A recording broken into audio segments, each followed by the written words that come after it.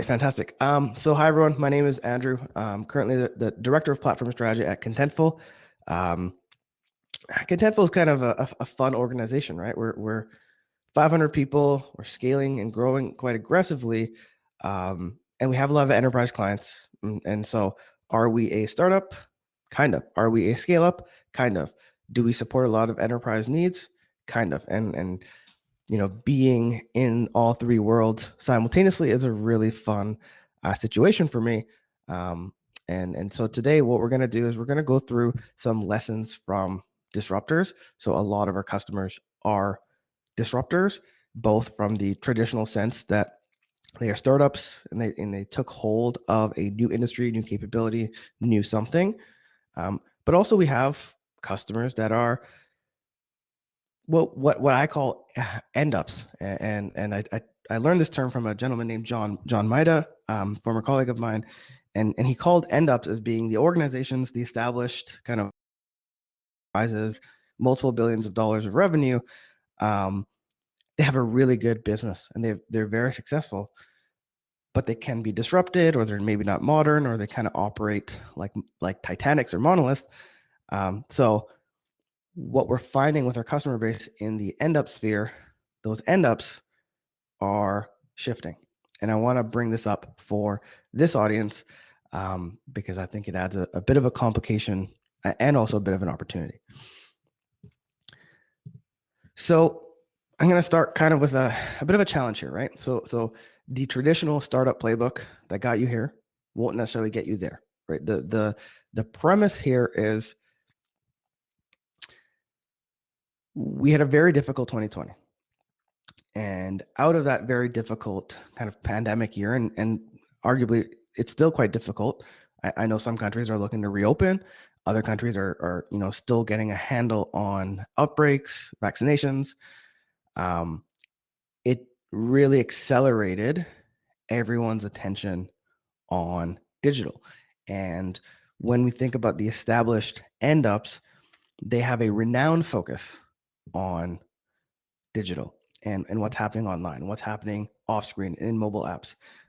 So they're going to start moving, if they haven't already, to start moving more like startups, more like disruptors, with a significant amount of capital backing them up.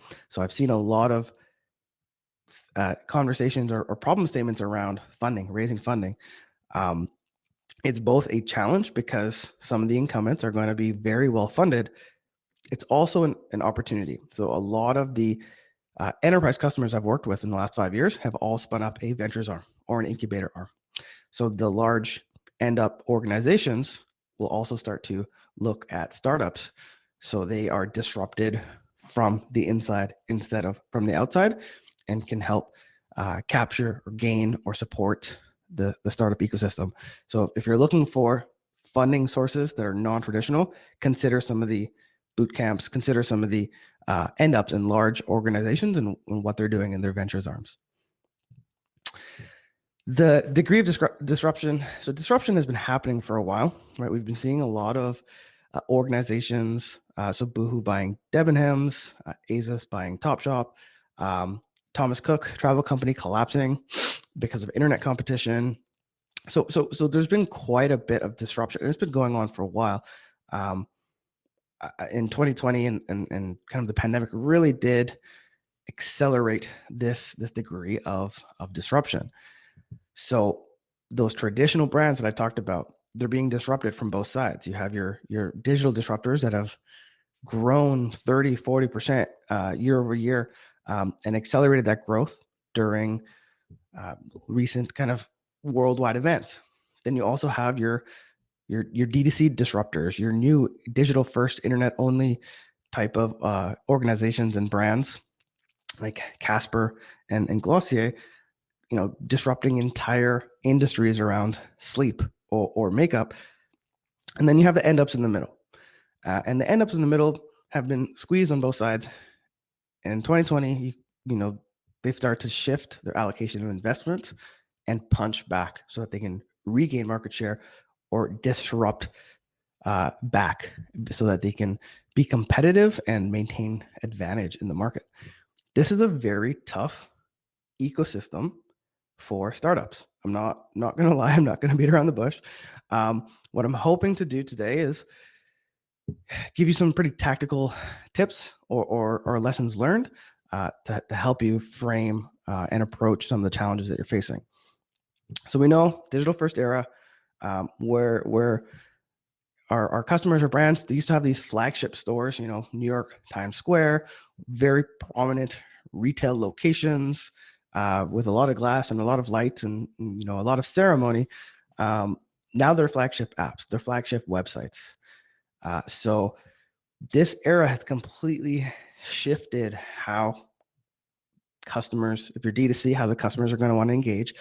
If you're B2B, there's a big shift to move to treat like it's a D2C type of engagement. A lot of research done online. There's a lot of competition in the market. So there's a lot of challenges, but there's also a lot of opportunities. The willingness to try new things instead of stick to kind of the establishment or the traditional top 5 type of players. There's a bit more willingness to try that and to learn new capabilities, learn new ways of working. So as startups, there's some opportunity. I like to focus on kind of what I call foundations of digital as being really good opportunity spaces. So localization and translation.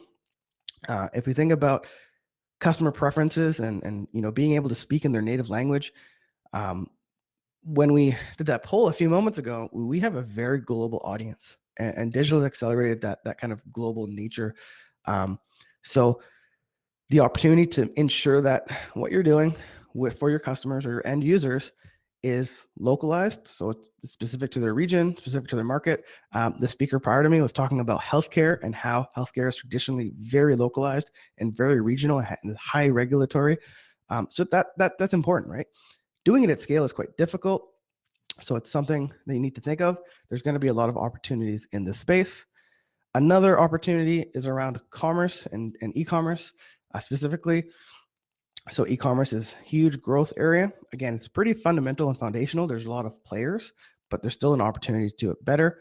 Customers have a lot of choice. Speed is going to be very important. And what I've learned in my time at Contentful, and it's pretty funny, and I'm sure a lot of you in the audience will kind of understand this or resonate with this, is when I speak to my colleagues in Berlin, and we're talking about commerce and how they buy online and what they're looking for, it's very much focused on, okay, what are the product specifications? What's the price? Just give me the details. I'll make my own decision. When I speak to colleagues in North America or South America or Asia, it changes. In Canada, it changes. I want to know, what are my benefits? Is this a good brand? Do they have good corporate social responsibility? Are they aligned to my values? Now, that also applies to that German market, but sometimes it becomes a secondary or tertiary consideration. But in Canada or Sweden, that is top consideration. So the content to sell the brand and the organization before you even start talking about product is a new challenge. And then when you're looking at LATAM, South America, what are my benefits? It's this cool, like each region, each local has a different way of buying online. And what we're finding is it requires a significant amount of more content to be able to support that. So there is an opportunity in commerce to, again, do it differently, re-implement a foundational area of the internet and apply it in a way that isn't just a website. So there's some opportunity there. This one speaks to me quite a bit. Customer effort reduction. No one's going to wait in queues anymore. You can't have people wait in line. It's just the health and safety risk. It's going to drive traffic away. It's going to drive your customers away. They also won't want to wait in line on the phone or on chat. So customer effort reduction, self-serve becomes increasingly important. And this is probably an area where everyone can do quite a bit better around customer care, customer support, and automation. So there are some, what I would argue, are foundational areas of digital that have a lot of opportunity. If you are in that fundraising phase, I would strongly suggest aligning your product and your product market fit against one of these foundational areas where there will be a significant amount of investment and a significant amount of opportunity just to get the foundations in a better shape, not only for the web, but for what's coming next. And I'll speak about that in a moment here. So the 3 lessons we've learned and where I'm going to focus for the next 10 minutes here is thinking like a builder, acting like a tech company, and building on top of open platforms. The first one comes to builders. So we've talked about talent and hiring in the chats already. Speed is pretty important, and to move quickly, you need to hire builders. And now, what exactly does that mean? So everyone is a builder. The mindset is actually the shift. So if you're thinking about looking through, the term go-to-market, you have your marketing, your sales, your customer success. Bringing that type of product thinking into the go-to-market motions is really important so that they can achieve agility, come from a good foundation of data. But then when you're working on your product too, you have your designers, your developers, these cross-functional skill sets. You want to make sure everyone has a similar mindset to be testing, learning, tweaking, and changing. When I speak to early startups and early founders, often they'll treat their MVP, their funding round, like projects. I have a start, I have an end, I have a waterfall plan. I'm going to execute against this plan. At the end of the plan, did I get my funding? Maybe, maybe not. Is the product a hit? Maybe, maybe not. The opportunity around and the shift to this builder mindset is inserting areas to learn very early in the stage and doing very lightweight tests. So I hope that when you're thinking about what your project or initiative is, what is the lightest weight way? How do you garner feedback? How do you capture attention? And there's analytics methods. You can speak to customers with a sketch on a piece of paper or a online forum. There's a lot of ways to kind of get that information and test and learn in very quick and rapid fashion. The second point here is around acting like a technology company. I had a professor in Vancouver way back in the day. His name was Peter Tingling, and he argued always to all of his students, every company is a software or technology company. They just don't know it yet. And I'm definitely seeing, 20 years later, I'm seeing the light. When we talk about acting like a technology company, when I'm speaking with startups, even when I'm speaking to enterprises, a lot of the challenges are quite similar. Where I find a differentiator of really good technology companies is they have a significant amount of investment in developer automation tooling or orienting their processes around critical path items like the software development team. So what this means is changing the processes and to orient more like how a developer would build software. So think about your Kanban processes, your agile ways of working, but also buying the right platforms and tools to increase the efficiency of your developers. So think about platforms like GitHub or GitLab. These type of platforms really accelerate and enable scale. I know Atlassian and Jira tend to be quite popular. Maybe not as popular in startup scenes, but when organizations start taking all parts of the organization and orient it around that dev flow, they tend to have a lot of really good collaboration. And this brings me to kind of the second point is capital. I know a lot of people in the chat have said, okay, access to capital is quite difficult. What I've learned and what I've been hearing, and this is from a Stripe report, access to developers is an even bigger threat. So once you're a startup and you get that funding and you got to go hire, it can be quite difficult. So you need to have some thought into what type of tools you're going to leverage, what type of languages you're going to leverage, what type of processes you're going to implement to ensure that you can attract that talent and retain that talent and provide them proper career ladders and career trajectory in order to continue that kind of talent pipeline for your organization. Now, if you're an early startup, and you're a first-time founder, getting that capital and hiring is your first challenge. but I would implore you to start thinking about making decisions for the long term. And this is something that I've really learned from Contentful. When I speak to my colleagues here, they're incredibly talented and passionate. When they're building something, they're building it for the long haul. The company's, not super old and not super large, but we're treating our investments now as if they're going to last the test of time, and that is one of the lessons learned I've learned from my own organization. And this brings me to kind of point number 3, and a segue around platforms and being API driven. So what I've noticed, there's a bit of a spectrum.